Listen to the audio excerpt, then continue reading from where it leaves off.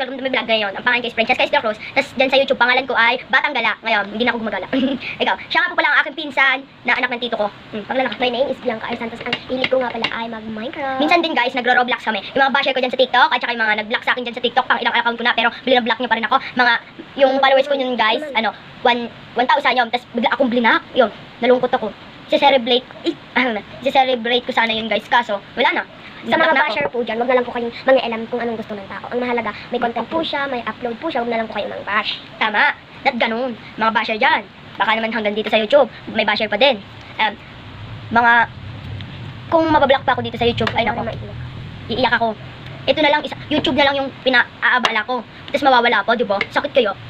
Ang mahalaga, nandyan yung mga parents nyo, wag nyo na lang i-bash yung mga tao. Okay. Sa susunod na vlog ko, guys, kakanta kami dalawa. Ako una, siya pangalawa. Ayan, abangan nyo, part 2 na lang. Vlog namin. Bye-bye!